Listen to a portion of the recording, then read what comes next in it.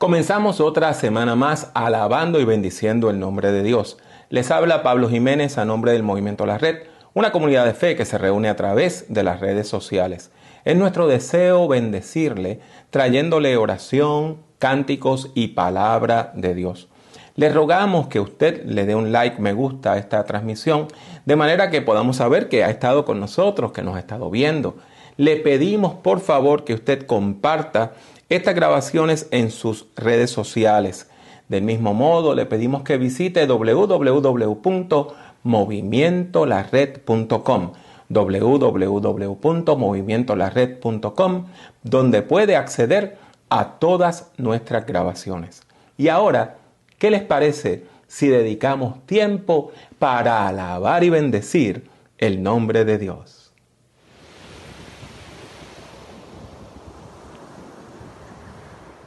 Santo, santo, santo Dios, te alabamos y te bendecimos en esta hora y te damos múltiples gracias, Señor, por tu profundo amor y por tus continuas misericordias. Pedimos, Padre amante, que vengas en nuestro auxilio y que mires con ojos de bondad nuestra necesidad. A ese hermano, a esa hermana, a esa persona que nos está viendo, que necesita una intervención tuya, rasga los cielos, Padre, y ven en su auxilio. Te lo rogamos en el nombre de Jesús. Amén. Bendiciones, amados hermanos. Un gusto estar nuevamente acá a través de esta plataforma y nuestro Ministerio La Red para compartir este tiempo especial. Gracias a todos los que nos acompañan semana a semana. Estamos muy contentos de poder estar nuevamente conectados para disfrutar de este tiempo especial. Vamos a comenzar orando a nuestro Señor.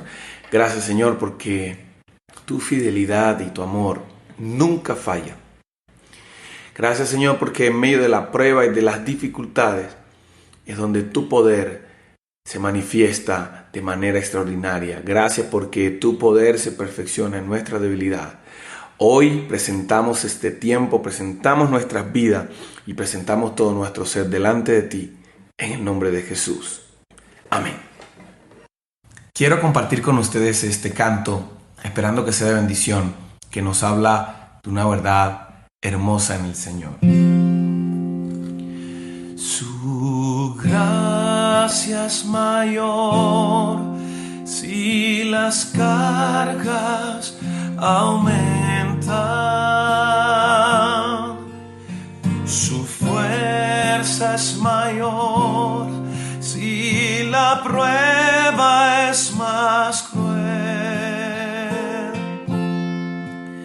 Si es grande la lucha, mayor es su gracia. Si más son las pruebas, mayor es su paz.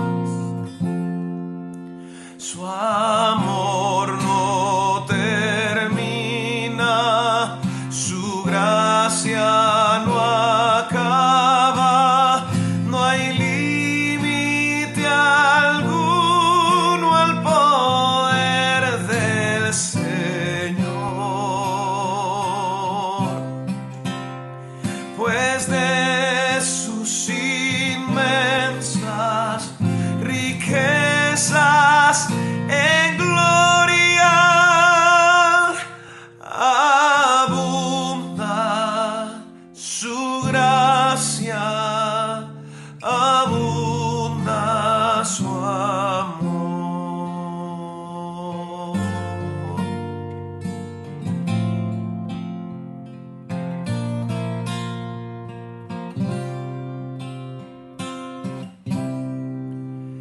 Si nuestros recursos se han agotado, si fuerzas nos faltan para terminar, si al punto ya estamos de desesperarnos, el tiempo ha llegado.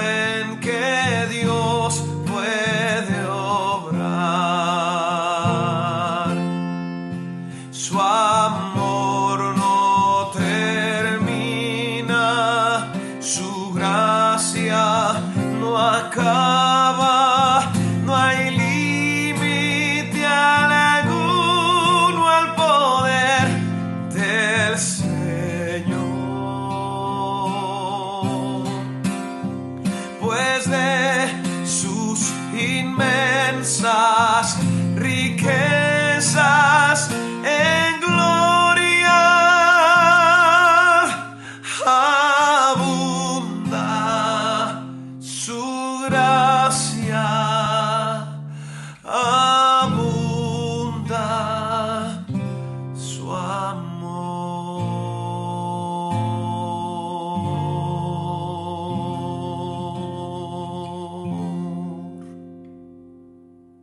Amén.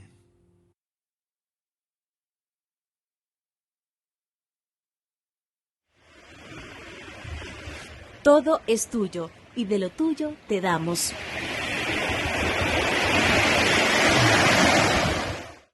Les habla el pastor Manuel Collazo del Movimiento La Red. Esperamos que este servicio sea de bendición e inspiración para ustedes. El Movimiento La Red es parte de la Red Nacional de Iglesias y Ministerios Cristianos, una organización sin fines de lucro. El personal que trabaja en el Movimiento La Red no recibe salario. Damos gracias a Dios por permitirnos llevar este servicio por las redes sociales que llega a múltiples países más allá de las fronteras donde vivimos y trabajamos. Y damos gracias a Dios por ustedes que sintonizan los servicios del Movimiento La Red.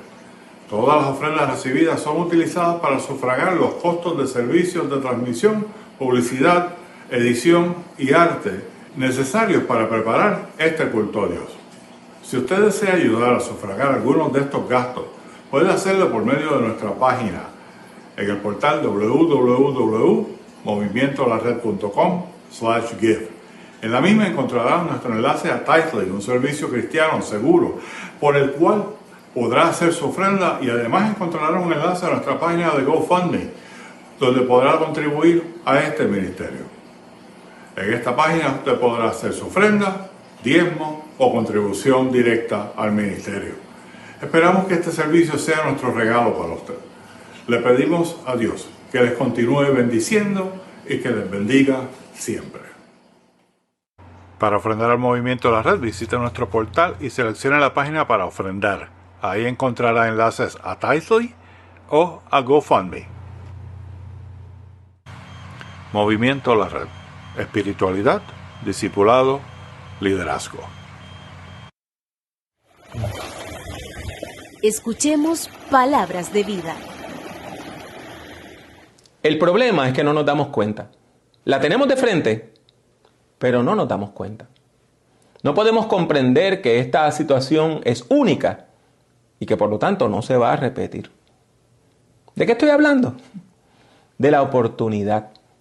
Específicamente de la oportunidad perdida. Todas las personas, todos los seres humanos, todo hombre y toda mujer, todos pasamos por la misma experiencia. Hay algo que deseamos, es más, hay algo que añoramos. El deseo de tener eso, de alcanzar eso, nos consume.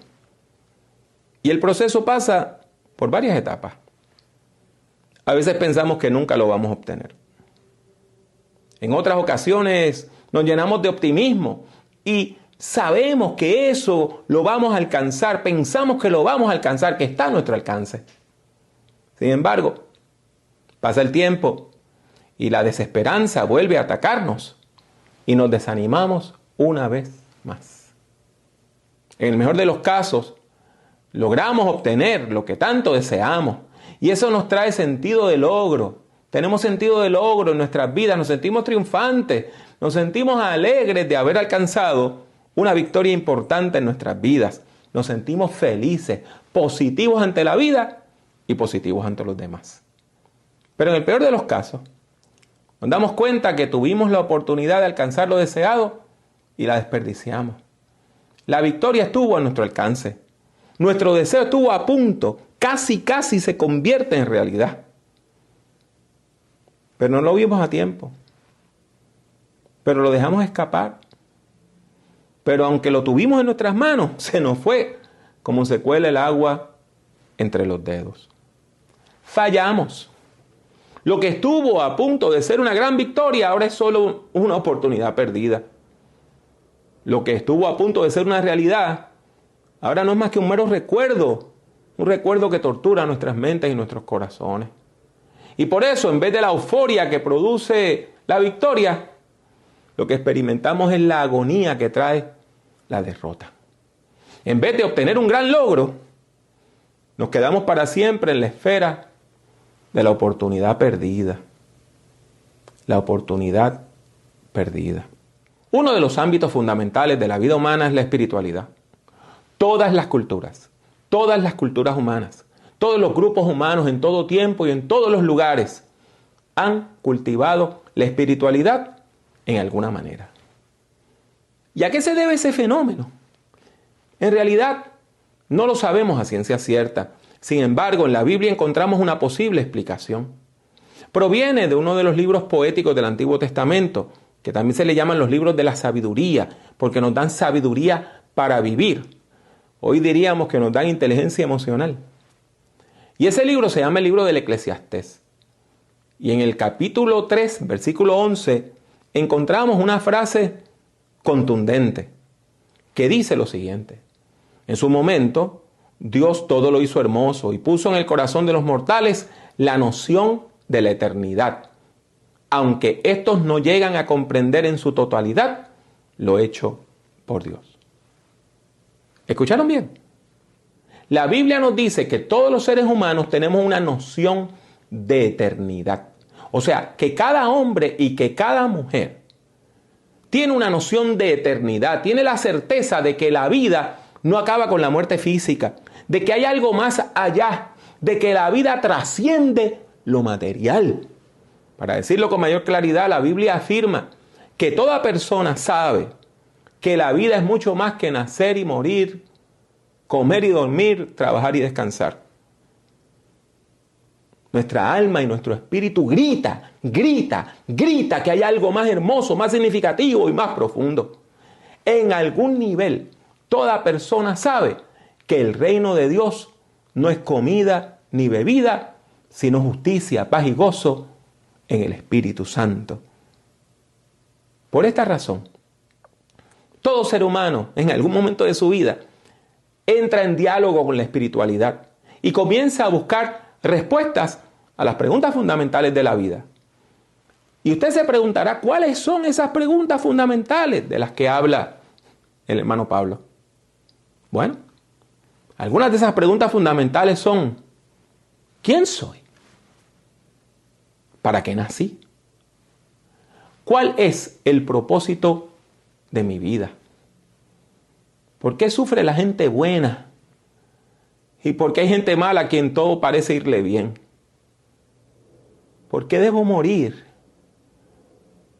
¿Y acaso hay algo más allá de la muerte? Las respuestas a estas preguntas fundamentales no se encuentran por medio de la química ni de la biología. No se encuentran en medio de la lucha y la violencia, ni tampoco se encuentran abusando de las drogas y del alcohol. Solamente podemos encontrar respuestas a estas preguntas fundamentales de la vida por medio de la fe, por medio de la espiritualidad. Solamente podemos encontrar respuestas a las preguntas fundamentales de la vida cuando cultivamos la espiritualidad, cuando buscamos establecer una relación con Dios. La Biblia nos narra varias historias de personas, de grupos y hasta de naciones que sí lograron establecer esa relación con Dios y tuvieron paz en su alma, gozo en su corazón. Tanto en las escrituras sagradas hebreas como en las sagradas escrituras cristianas encontramos muchos ejemplos positivos de personas que por la fe conquistaron reinos, impartieron justicia, alcanzaron promesas, taparon bocas de leones, apagaron fuegos impetuosos, escaparon del filo de la espada, sacaron fuerzas de flaqueza, llegaron a ser poderosos en batallas y pusieron en fuga a ejércitos extranjeros. Sí, en la Biblia hay muchas historias de victoria. Sin embargo, También en la Biblia hay historias de fracaso, de personas que en lugar de alcanzar grandes victorias espirituales, fallaron rotundamente en su búsqueda de la felicidad. Y entre todas esas personas que fallaron, quizá la historia más triste es la de el hombre de Queriot. Jesús de Nazaret llamó a un grupo de 12 hombres para que fueran sus discípulos, para que le siguieran en el camino y aprendieran de él en el proceso. Y de acuerdo al Nuevo Testamento, entre la docena de los discípulos de Jesús, habían 2 que se llamaban Judas. Y esto no debe sorprendernos porque Judas es la versión griega del nombre hebreo Judá, un nombre muy famoso, el nombre de un patriarca, el patriarca que le dio nombre a la tribu de Judá. Y por eso es que a las personas hebreas israelitas también se le llaman judías y su religión se llama el judaísmo, o sea, lo que viene de Judá, lo que desciende de Judá. Así que se pueden imaginar que era uno de los nombres más populares en todo el territorio nacional. Así que había muchas personas que se llamaban Judas. Entre los discípulos de Jesús habían 2 que comparten ese nombre. Y por eso la Biblia, para distinguirlos, llama a uno de ellos Judas Iscariote. ¿Qué quiere decir Iscariote? Probablemente es la transliteración, o sea, tratar de escribir en idioma moderno una frase hebrea. Ish en hebreo quiere decir hombre. Ishkeriot quiere decir el hombre de Queriot. Así que Judas Iscariote probablemente quiere decir Judas, el hombre de Queriot. La Biblia dice lo siguiente sobre los discípulos de Jesús. Al llegar el día, llamó a sus discípulos y escogió a 12 de ellos, a los cuales también llamó apóstoles, a saber, Simón, a quien llamó Pedro, su hermano Andrés, Jacobo, Juan, Felipe, Bartolomé, Mateo, Tomás, Jacobo, hijo de Alfeo, Simón, conocido como el Celote, Judas, hijo de Jacobo, y Judas Iscariote, que llegó a ser el traidor. La Biblia menciona 2 ciudades que se llaman Queriot. Una se encontraba al sur del territorio nacional, en el territorio de la tribu de Judá. Eso lo encontramos en Josué 15:25. Y había otra ciudad llamada Queriot que estaba en un país extranjero, en un país que quedaba cerca, pero un país distinto, que se llamaba Moab. Eso lo encontramos en Jeremías 14:24. Así que lo más probable es que este Judas, el hombre de Queriot, venía de la ciudad de Queriot que estaba en Judá. Y esto es bien interesante. Esto quiere decir que entre los 12 discípulos de Jesús, él era el único que no era galileo. El único que no venía de la misma provincia, de la misma región donde Jesús se crió. El Evangelio según San Lucas apenas menciona a Judas. Podemos inferir que no se destacó entre los 12 discípulos, como se destacaron Pedro, Juan y Jacobo. Pero también podemos inferir cosas muy buenas. Podemos inferir que Judas pasó mucho tiempo con Jesús, escuchando sus enseñanzas, siguiéndolo en el camino, comiendo a la misma mesa, viendo de cerca los milagros que hacía el maestro Galileo, disfrutando del amor y del cuidado pastoral de Jesús. ¿Estoy transmitiendo bien lo que quiero decirle? Judas vio leprosos limpiados. Judas vio cómo el pan se multiplicaba. Judas vio personas que eran impedidas y no podían caminar, levantándose y llevándose el lecho donde le habían llevado a ver a Jesús. Él había visto todo eso. Se había sentado quizás junto a un fuego con Jesús. Había estado con Él. Había estado con Él por años. Y ahora, al final de la historia del Evangelio según San Lucas, ¿qué es lo que encontramos? Que Judas Iscariote, después de haber caminado con Jesús, decide traicionarlo. Escuchen lo que dice la Biblia. Se acercaba la fiesta de los panes sin levadura, que se llama la Pascua. Los principales sacerdotes y los escribas buscaban la manera de matar a Jesús, pero le tenía miedo al pueblo. Entonces Satanás entró en Judas, uno de los 12, al que llamaban Iscariote. Y este fue a hablar con los principales sacerdotes y con los jefes de la guardia, para acordar con ellos cómo les entregaría a Jesús. Ellos se alegraron y acordaron darle dinero. Judas aceptó y comenzó a buscar el mejor momento para entregarles a Jesús sin que el pueblo lo supiera. Nótese que la Biblia no explica por qué Judas tomó una decisión tan nefasta. No se nos habla de que haya tenido ninguna pelea con Jesús. No se nos habla de que haya tenido ninguna diferencia grande con Jesús. No hay razón para justificar la traición. ¿Y sabe por qué? Porque lo malo es irracional. No le busque justificación al mal. Lo malo no tiene sentido, no tiene justificación. Buscarle sentido al mal es perder el tiempo. Porque la maldad es irracional. La maldad no necesita razón alguna para manifestarse. La traición ocurrió. ¿Cuándo ocurrió? Ocurrió poco después de la cena tradicional que se celebraba durante la fiesta de la Pascua. Esa era la fiesta cuando el pueblo de Israel celebraba que Dios le había liberado de la esclavitud en Egipto. Esa noche, las familias judías se reunían para comer una serie de platos tradicionales que todos tenían significado, mientras narraban la historia del Éxodo. Mire, para decirlo con más claridad, la gente estaba allí recordando aquel momento donde vino la última plaga contra los egipcios y Dios envió a un ángel a acabar con los hijos, los primeros hijos varones de todas las familias egipcias.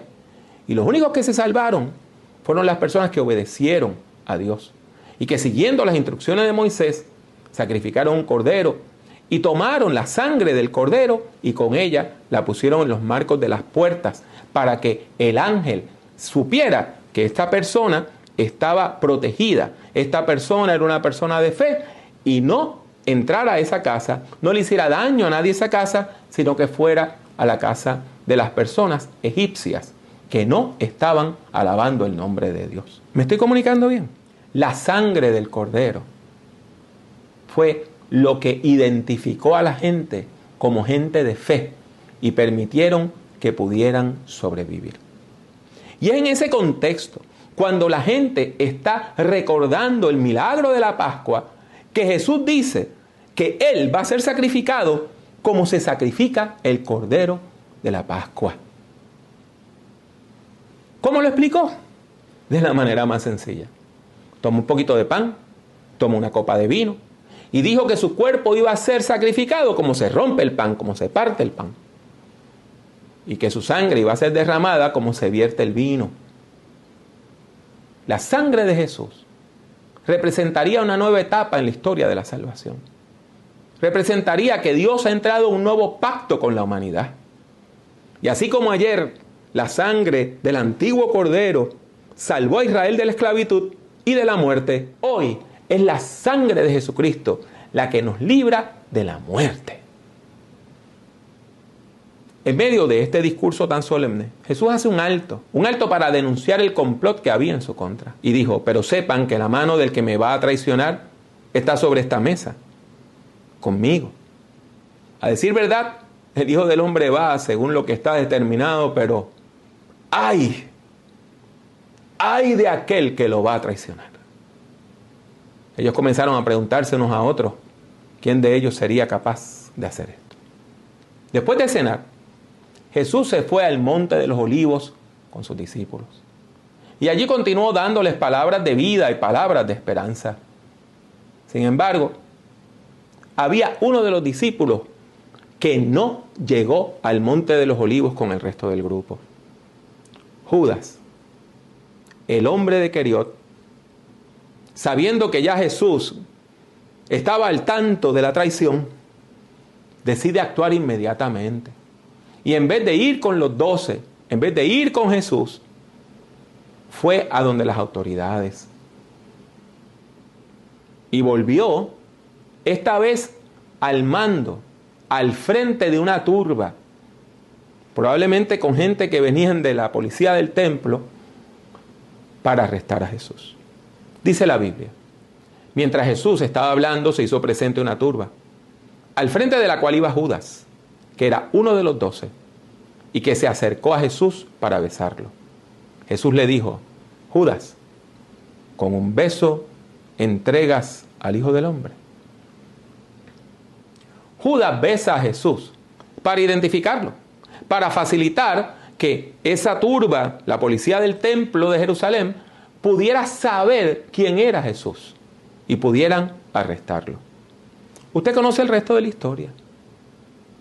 Jesús fue enjuiciado y después fue ejecutado. Y así se cumplieron las palabras de la profecía que el mismo Jesús había dado unas pocas horas antes. Esta copa es el nuevo pacto en mi sangre, que por ustedes va a ser derramada. Jesús dijo: mi sangre va a ser derramada, y no pasaron 24 horas y su sangre fue derramada por ti y por mí. Lo que quizá nosotros hemos pasado por alto todas las veces que hemos leído esta historia, lo que no hemos visto es la oportunidad perdida. No hemos visto la oportunidad perdida. Judas, el hombre de Queriot, el que estuvo al lado del hombre más famoso de la historia, de Jesús de Nazaret, del más grande maestro de la historia, de Jesús de Nazaret. Judas fue escogido por Jesús, caminó con Jesús, aprendió con Jesús. Mira, él tuvo una oportunidad preciosa, una oportunidad que miles de personas, más millones de personas a lo largo de la historia hubieran dado todo por tener. Judas tuvo una gran oportunidad que desperdició, que no aprovechó, que perdió. Pero dentro de toda esta historia hay una buena noticia de parte de Dios para nosotros hoy. La buena noticia que Dios tiene para nosotros hoy es que usted y yo todavía estamos a tiempo de aprovechar la oportunidad que Judas desperdició. Hoy Dios nos está ofreciendo todo aquello que Judas tuvo a su alcance, pero que lo echó al basurero. Podemos tener una relación con Dios por medio de Jesucristo. Solamente tenemos que aceptar la salvación y la vida que Dios nos ofrece por medio de la obra de Jesucristo. Hoy tú tienes a tu alcance, está a tu alcance la oportunidad más grande que puede tener persona alguna: establecer una relación con Dios por medio de la obra de Jesucristo en el poder del Espíritu Santo. Dios te está llamando. Dios te está llamando. Acepta la salvación y la vida que Dios te ofrece hoy. Dios te está llamando. Escucha hoy su voz. No endurezcas tu corazón.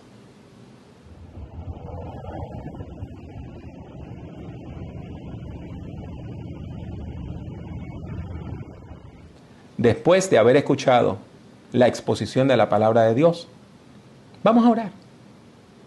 Vamos a orar. Ore conmigo. Repita esta oración conmigo. La oración de fe. Repita conmigo. Buen Dios, he escuchado tu palabra y respondo con fe. Confieso mi maldad. Me arrepiento de mi pecado. Reconozco que Jesucristo es mi Señor y mi Salvador. Te ruego, te pido con humildad, que toques mi vida, que toques mi corazón, que me regales el don de la salvación, me llenes del Espíritu Santo y me des la vida eterna. En el nombre de Jesús. Amén.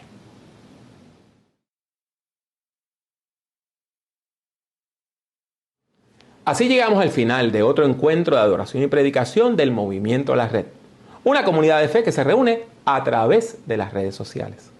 Esperamos en Dios que este encuentro haya sido de bendición a su vida y por eso le pedimos dos cosas. Primero, denos un like, me gusta, para saber que ha visto este video y compártanlo en sus redes sociales, en su muro de Facebook, en el resto de sus redes sociales, Twitter e Instagram, con aquellas personas que usted ama y dígale, escucha esta palabra, no pierdas esta oportunidad.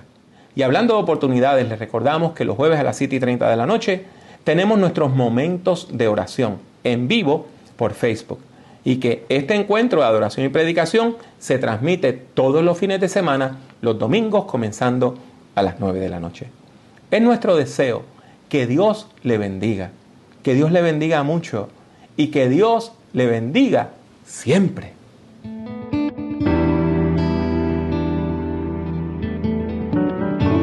Únase al Movimiento La Red visitando nuestra página web www.movimientolared.com. Busque el Movimiento La Red en Facebook y suscríbase a nuestra página oprimiendo el botón de like, me gusta. El Movimiento La Red es una comunidad de fe que se reúne a través de las redes sociales. La participación es libre y voluntaria. Está abierta tanto para ser su principal comunidad de fe como para enriquecer su vida espiritual. La Red es un movimiento cristiano que no está afiliado a denominación alguna.